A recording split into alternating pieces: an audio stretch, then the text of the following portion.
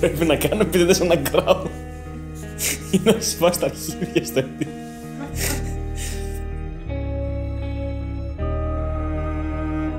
Καλησπέρα φίλες και φίλοι. Καλώς ήρθατε σε ένα ακόμα νέο επεισόδιο. Δεύτερο στη σειρά. Είμαστε με νέο όνομα branding, οι Casual Smokers. Άρα τι σημαίνει αυτό για το κανάλι? Θα είμαστε ένα κανάλι όπου θα έχει σαν βάση τον αργυλέ. Εντάξει. Τι πιο σύνηθες. Όπου θα είναι casual. Μην περιμένετε review σε φάση unboxholics. Η αντικειμενική άποψη ενός χομπίστα. Ούτε καν ενθουσιάστη. Οπότε κάντε πιλινάκι, πάρτε την παρέα γύρω από τον καναπέ, γύρω από το σαλόνι όπου θέλετε. Ή και solo αν είστε καριερίστες μόνοι σας.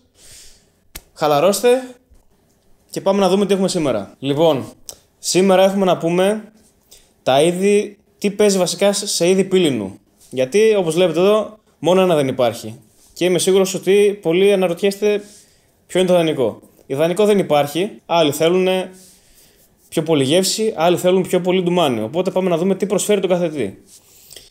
Ξεκινάμε με το κλασικό όλων, το funnel. Μία τρύπα στη μέση, όπως βλέπετε. Το συγκεκριμένο είναι σε εταιρεία Soblako. Επίσης το συγκεκριμένο είναι το small. Δηλαδή η ίδια εταιρεία δηλώνει ότι είναι το πιο μικρό funnel που περιέχει η γκάμα της. Μικρή ποσότητα καπνού. Παρ' όλα αυτά, προσωπικά αγαπημένο σε funnel, πύλινο, δεν θα το άλλαζα με τίποτα. Παρέχει απίστευτο ντουμάνι, τρομερή διάρκεια, πολύ λιγότερη γεύση όμως σε σχέση με άλλα πύλινα που θα δούμε στη συνέχεια.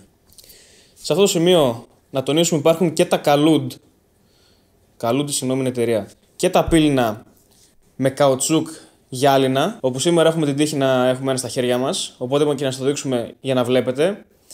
Προσωπικά δεν έχω πολύ εμπειρία με αυτό το πύλινο. Είναι τεράστιο, εντάξει. Αυτό είναι το μόνο που έχω να πω για αυτό το πύλινο. Χωράει καπνό τουλάχιστον 25 γραμμάρια, όπως βλέπετε. Είμαι λάτρης του πύλινου, είναι και πιο ωραίο στα μάτια μου. Το καουτσούκ δηλαδή για μένα είναι φτηνιάρικο. Άσχετα από αυτό είναι της επίσημης εταιρείας και κάνει όσο τα υπόλοιπα μαζί. Τα έχω δει πολύ σε πόστα. Από ό,τι καταλαβαίνω είναι πιο εύκολο στη χρήση λόγω του καουτσούκ. Μπορείς να το βγάλεις χωρίς να κάψεις τα χέρια σου. Γιατί προφανώς αν ανεβάσει θερμότητα το πύλινο τσουρουφλάει. Άμα δούμε το πύλινο ζεματάει, μια πιτσετούλα, ένα βετεξάκι και αφαιρούμε με προσοχή. Συνεχίζουμε στα επόμενα πύλινα με 5, 6 ή 7 τρύπες ονόματι Killer. Όπου Killer τι είναι? Το συγκεκριμένο είναι πάλι στην εταιρεία Soblako, ίδιο με αυτό εδώ, αδερφάκια δηλαδή. Όπου εδώ τι γίνεται? Πολύ πιο έντονη γεύση, τα αρώματα του καπνού, με λιγότερο ντουμάνι. Και προφανώς, επειδή υπάρχουν αυτές οι τρύπες, όπως βλέπετε, υπάρχει το ενδεχόμενο, αν έχουμε ένα πολύ ζουμερό καπνό, με πολλές μολάσεις και πολλά υγρά, να στάξει μες στη γυάλαμα. Εκτός και αν έχετε ναργιλέδες με μολάσεις κάτσερ, όπου σας γλιτώνουν από την εξτρά καθαριότητα. Εδώ έχουμε κάπνισμα πιο μικρής διάρκειας, όπως είπα, με πολύ πιο έντονα αρώματα, πολύ πιο έντονη τη γεύση του καπνού, πιο βαριά νικοτίνη που σε χτυπάει στο λαιμό. Οπότε είναι φτιαγμένο σίγουρα για πιο βαρύ καπνό, όπως είπα, όπως μαύρα καπνά ή καπνά γενικά που είναι έντονα. Και πάμε στην τελευταία κατηγορία, όπου πάλι όπως θα δείτε είναι της κατηγορίας Killer, αλλά αυτό το συγκεκριμένο, το upgrade, θεωρείται traditional ή αιγυπτιακό, Egyptian style. Αυτό έχει 6 τρύπες και τι το διαφοροποιεί σε σχέση με ένα Killer κατεξοχή.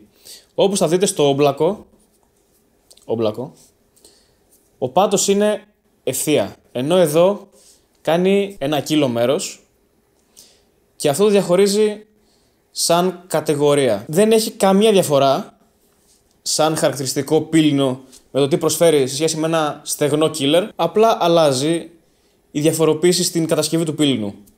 Ακριβώς πάλι το ίδιο, για μένα αυτό αποτελεί προσωπικά αγαπημένο. Μπορείς να κάνεις πανεύκολα όποιο μιξάκι θες, που στα funnel πύλινα, όπως βλέπετε, είναι λίγο πιο ζώρικο. Γιατί θα χάνονται γεύσεις, όπως είπαμε δεν έχει πολύ έντονες γεύσεις και αρώματα. Ενώ εδώ που μπορείς να γευτείς τα εξτρά αρώματα, ό,τι έχει να σου δώσει ο καπνός στο μέγιστό του, σου δίνει ένα μεγάλο φάσμα για να παίξεις με ό,τι ακριβώς θέλεις να δοκιμάσεις την παλέτα σου. Και συνεχίζουμε απλά με ένα πάλι classic Cosmo Ball, απλά λίγο διαφορετικό έτσι, πιο καινούρια φιλοσοφία. Το βλέπετε εδώ μεγάλο, σχέδια, λίγο πιο μεγάλη χωρητικότητα. Να τονίσουμε σε αυτό το σημείο. Upgrade Traditional χωράει λιγότερο καπνό, από ένα κλασικό killer. Οπότε είναι και πιο οικονομικό. Γιατί όπως είπαμε, είμαστε casual εδώ. Δεν είμαστε ούτε κάποιο πόστο, ούτε κάποιος enthusiast που πακετώνει καπνό και έχει 15 άκρες Ρωσία-Γερμανία και τα παίρνει όσο θέλει. Οπότε λίγο πολύ αυτά. Σαν casual smoker, τι θα πρότεινα? Να έχετε ένα ωραίο φάνελ στη συλλογή σας. Χωρητικότητα το αφήνω πάνω σας. Δεν παίζει και τρομερό ρόλο έτσι κι αλλιώς για το πόσο θα διαρκέσει το session που θα κάνετε στο ναργιλέ σας. Θέλετε small, θέλετε medium, θέλετε large. Αυτό είναι στο χέρι του καθενός.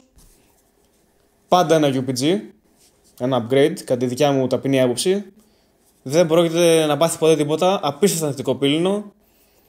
Το κάνεις ό,τι θέλεις, όλα στην άκρη. Και αφήνουμε στο κέντρο τους δύο βασιλιάδες του σημερινού επεισοδίου. Ένα όμορφο killer, traditional είπαμε. UPG, η δικιά μου προσωπική αγαπημένη πρόταση. Και ένα ωραίο funnel. Αυτά για σήμερα. Λίγο πολύ να μην σας πρίζουν και τα αρχίδια. Για τα πρώτα επεισόδια δεν είμαστε τόσο family friendly. Είμαστε λίγο πιο casual. Αυτό είναι το theme. Ήμουν ο Πι, πίσω από τις κάμερες ήταν ο Νίκος. Κάντε like αν σας άρεσε το βίντεο. Κάντε ένα subscribe. Γράψτε ένα σχόλιο τι θέλετε να δείτε στο μέλλον. Κάτι που δεν σας άρεσε, κάτι που σας άρεσε. Καλά session να έχετε.